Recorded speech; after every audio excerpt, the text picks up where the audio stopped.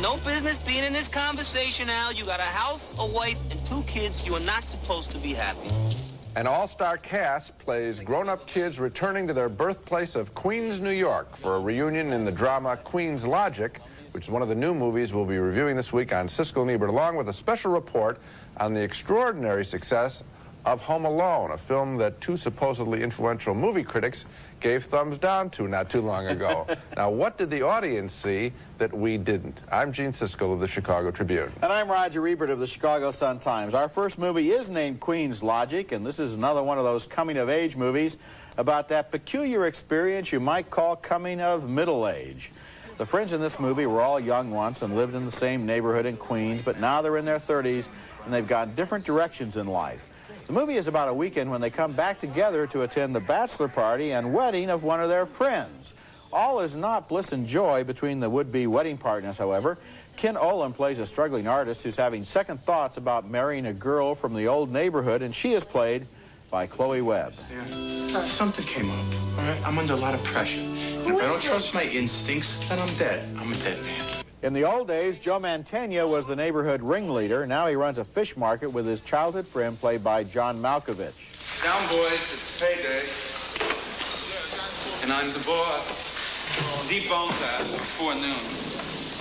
Thank you very much. Animals.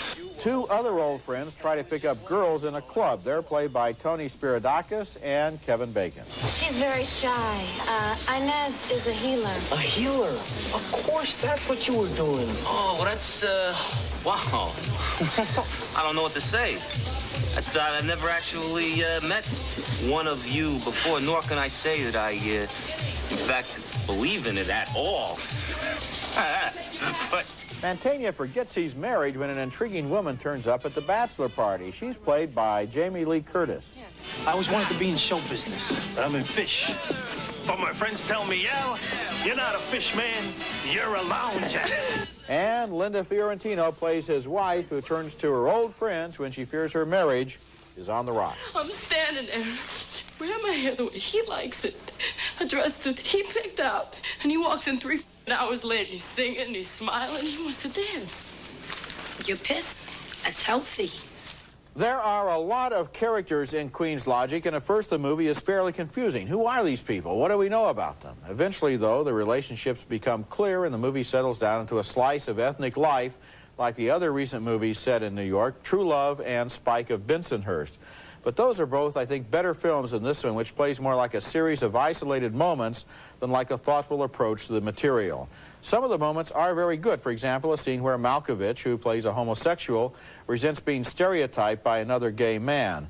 But the moments remain moments, and Queen's Logic never really quite pulls itself together. That was exactly my reaction. I also got a little bit tired of seeing more of a parade of Italian-American ethnic stereotypes in the movies. I mean, it just seems like every other picture brings them out, and that's why I got tired of this picture really quick. It has a fabulous cast, and it doesn't have a script that is worthy of them. Well, the script was written by Tony Spiridakis, who also appeared in that scene that we looked at, and I think that as I read some of the press material on the movie, this movie grew up out of a series of workshops with actors where they were trying out different scenes and different characters, and oddly enough, that's kind of what the film feels like. This scene is here, and this scene is there, and where are the threads? Where are the connections? Where's the plot to pull us through from beginning to end? You can compare it to a much more successful variation on this thing, which was The Big Chill, where there was an overriding attitude about a particular time. This thing is just a little moments.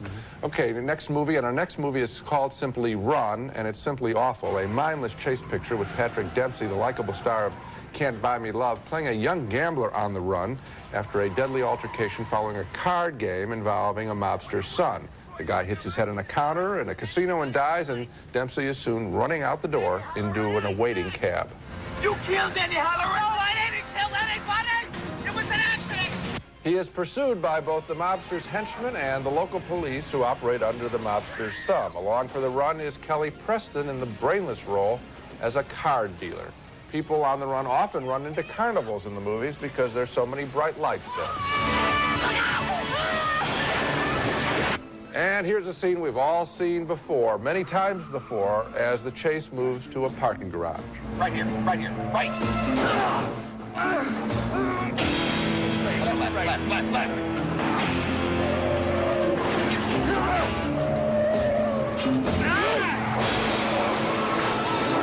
Hey, they crashed into each other. You know, when I see a scene like that, I often wonder, where is the filmmaker's pride? Why can't they say no to a scene like that?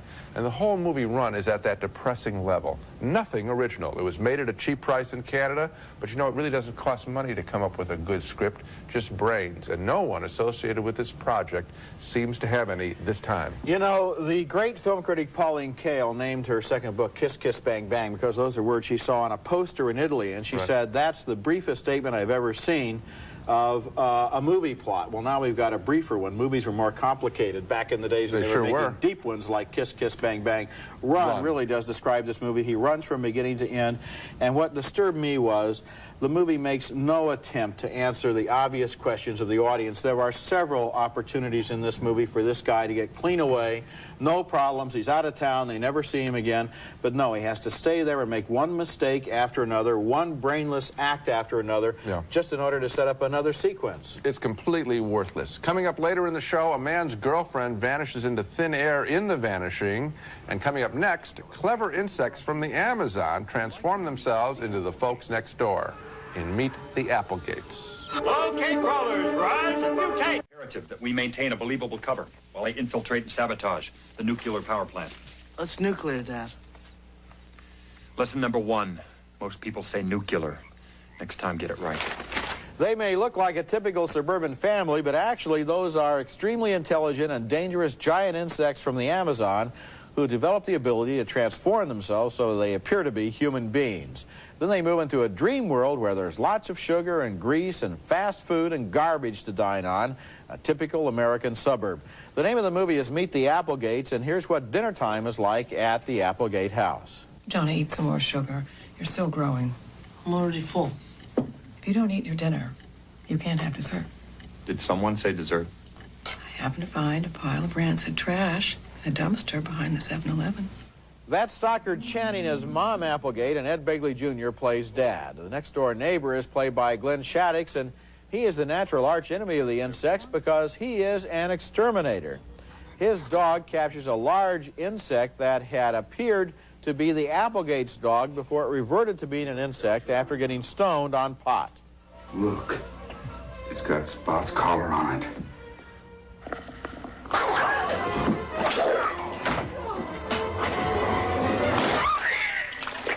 Another character in the movie is the Applegate's Aunt Bee, another insect, played by Dabney Coleman in Drag. He doesn't know that human women don't wear mustaches. B. Cocorata? Right. That's a woman's name. It says here you're female. You got a problem with that, pal? No, sir. Have you got anything to declare? No. Taxable items? Nope. Fruit? Nothing. Bananas? Nothing at all. What's that in your pocket? Nothing. Just glad to see you. There have been a whole bunch of movies lately suggesting that the typical American suburban neighborhood or small town is just a thin veneer concealing a hotbed of bizarre secrets. Movies like Mermaids and Edward Scissorhands and the TV series Twin Peaks all seem to think that middle-class normality is no more than a cover for unspeakable practices. The problem, I think, with Meet the Applegates is that it doesn't go anywhere with this idea. I mean, okay, so the Applegates are insects. Okay, they eat garbage for dinner. What's the point of this movie? I'm afraid that there isn't any, and so that once we get past a few laughs in the opening scenes where the idea is still new, the film gets pretty dreary. Yeah, I found the same thing happening. I had the premise is wonderful, and I'm all set to really eat it up, and it doesn't go anywhere. Yeah. There are some very cute lines that would make this picture, I suppose, years ago when there were midnight movies and cult films like that playing all the time. This would be the kind of picture you'd go to laugh at a few cute lines. The little girl in the Applegate family gets pregnant, and she says a great line, I don't care if the baby is a half-breed, I'm still going to have my baby, or something like that. Yeah. That's the kind of line that would score with college audiences. But there aren't enough of those funny lines, and as you say, the story doesn't have any point to it. It's a pretty big disappointment. Coming up next, a thriller about a couple of lovers torn apart by a kidnapping. The movie is called The Vanishing.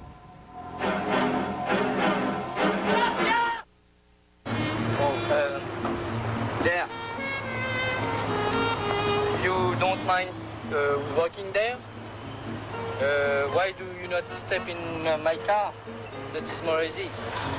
A kidnapper tries to set up a victim in our next film, a 1988 Dutch thriller just having its premiere in this country, and it's an interesting picture because of its refreshingly matter-of-fact style. It's called The Vanishing, and the person who vanishes is a young woman who is kidnapped at a truck stop after being separated from her lover.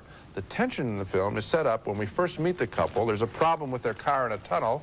The man leaves to get some gas, and the woman is nervous when he's gone for too long a time.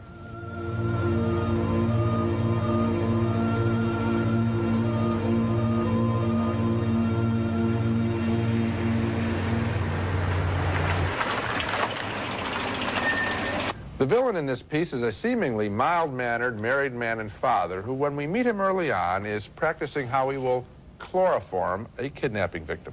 Le sommeil égale 27 kilomètres, à peu près. Donc, ça me laisse environ 3-4 minutes de sécurité en cas d'imprévu. In a flashback to the villain's past, we see him rescue a drowning girl, but then he says some ominous words to his admiring daughter. Papa, t'es un héros. C'était comme ça sans réfléchir. Naturellement, je suis un héros. Mais méfie-toi toujours des héros. Un héros, ce n'est rien d'autre que quelqu'un capable d'un excès. The Vanishing generates some power by not going over the top with its evil like most American thrillers do. Somebody simply disappearing is frightening enough. And the random way a kidnapped victim is chosen is disturbing too. Somebody falls into his net, somebody else doesn't. But the film never got beyond that mundane quality for me, and I found the portrait of the villain to be a little too studied, a little too quirky. So a negative, mixed review from me. I'm really enthusiastic about this movie. I liked it a whole lot, and one of the things I liked was the fact that the director really shows you two of the major cards in his hand right away. Before the movie is 20 minutes old, we know how she disappeared, and we know who took her. And then the movie flashes forward 3 years to the fact that this man becomes obsessed with knowing what happened to his wife. This breaks up a relationship that he has. It makes it impossible for him to have any peace of mind in his everyday world. He's got to know what happened. And that's when the movie really gets interesting, because, of course, this killer can't tell him what happened, and that leads to the ending, which to me is truly horrifying, and I think this is a very good movie. The ending is surprising the way you say, but I don't know if you know what I mean by the killer as, the kidnapper as too quirky. It's a little too studied for me. No, not at all. Here's a guy, it's really chilling the way he works this logic. He saves somebody's life, and so that gives him the freedom to take somebody's life. And it all goes back to childhood, that wonderful scene about free will when he was a little boy, and he's standing on the ledge and he can either jump or not jump, and he thinks, of course I won't jump, and so he does jump, and so he realizes that he can go over that edge. It's a fascinating psychological study here. I don't think of the killer. I think of the tension that the film sets up. That works. I don't think that the killer is that interesting. Okay, a little movie named Home Alone bounced around from one studio to another because nobody thought it would have much promise at the box office, but now it's about to become the biggest hit of all films released in 1990. We'll analyze the movie's success when we come back. Kevin! The film was directed by Chris Columbus and written and produced by John Hughes, who specializes in movies about kids and families and teenagers, and this time they really hit the jackpot. Almost every scene in the movie involves a previously little-known young actor named Macaulay Culkin, who was inadvertently left home alone when his large extended family and relatives all oversleep and raced to the airport without him. The movie follows his adventures as he copes by himself for a few days and even booby-traps his house to foil a couple of would-be thieves. Heads up! Don't worry, Marv, I'll get him for you.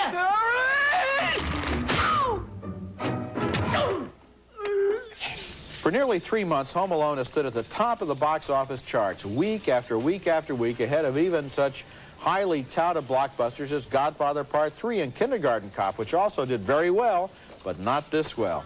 Yet the movie didn't create much of a stir when it was released, except with the public, of course. I voted thumbs down on my review. Gene voted thumbs down on his review. Most critics could really care less about this film, arguing that the movie was too implausible to believe and that no little kid could actually do all of that stuff. I guess maybe that must have been like criticizing West Side Story because it had too much singing and dancing in it.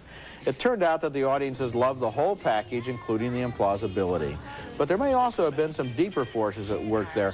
We're living in troubled times right now, and Home Alone offers the exact opposite of the headlines on the news.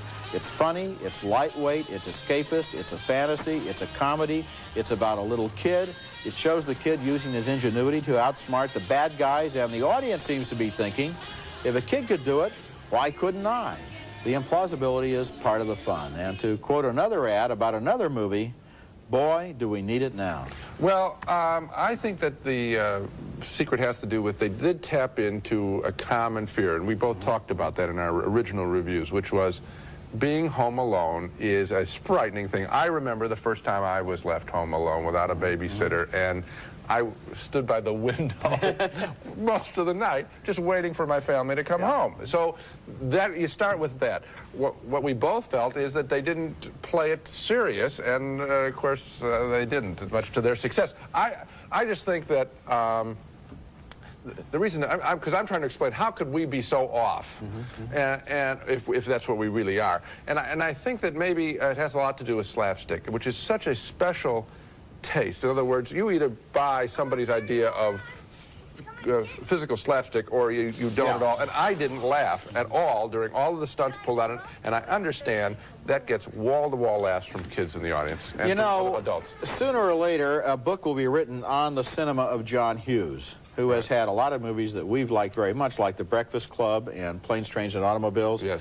And who takes a very simple idea every time. Look at Ferris Bueller's Day Off. A kid gets a day off from school. Right. Planes, Trains, and Automobiles, 2 people trying to get home for Thanksgiving. Right. Breakfast Club, 4 kids stuck in detention after school. Right. Very simple idea that everybody can identify with, and then develops it in a way that is more or less accessible, and yet at the same time there's usually a little current of meaning in there. And this time he really did strike a nerve that he didn't strike for us, but all along it's interesting that he takes these typical, everyday, universal American experiences. He doesn't go for, it's not monsters, it's not Star Wars, it's just everyday stuff. Yeah, he's, along with Spielberg, Vincent can be called Spielberg, the poet of suburbia. I guess he might be a lyricist or something. The other thing that was going on in the film was that Christmas subtext, and I think that's a very powerful thing. People hunger for a heartfelt Christmas movie, I think 12 months a year, actually. And the business with the neighbor next door, which I thought was so patently obvious, people bought it. Maybe one other thing we ought to mention, Chris Columbus, the director, does a good job. I mean, this movie could have easily been very badly made, and it's not badly made. It looks real pretty. Coming up next, our weekly video pick of a good movie to rent, one of the best little-seen films of 1990. Pick of a fine movie out now on home video is Paul Brickman's Men Don't Leave, with Jessica Lange playing a young widow who nervously avoids opening her heart to a fine young man played by Arliss Howard. What is special about Men Don't Leave is that it embraces a subject so often ignored in today's movies, namely how important a man can be to a family, to a marriage, and to his children. We live in sort of a pseudo-feminist age in popular culture. Women are embraced all the time, either as victims or as heroes. And Men Don't Leave is refreshing in the way it values a good man. It's a strong, emotional drama that was ignored at the box office last year. Now's your second chance to catch up with it on home video, and I truly recommend it. Now let's recap the movies we reviewed on this show. 2 thumbs down for Queen's Logic, the ethnic comedy that trots out stereotypes to no larger purpose. An all-star cast is wasted. 2 thumbs down, way down, for the brainless chase picture called Run. It's a generic action story that is instantly forgettable. 2 thumbs down for Meet the Applegates, a cute idea never realized about giant insects masquerading as a suburban family. And finally, a split vote on The Vanishing, the story of a kidnapper and his victims. Roger liked the whole thing. I found the villain gimmicky, and of course, that's the only picture that gets any support between the two of us. But I'm really serious about this. I saw The Vanishing when it first showed at film festivals in 1988. I've been looking for it again ever since. I think it's a really, really good movie, and I completely disagree with you in your assessment of the villain, who I think is one of the most interesting movie characters I've seen in a while. Okay, that's it for this week. Next week, we'll be back with reviews of big new films starring Steve Martin, Jodie Foster, and Julia Roberts. That's next week, and until then, the balcony is closed.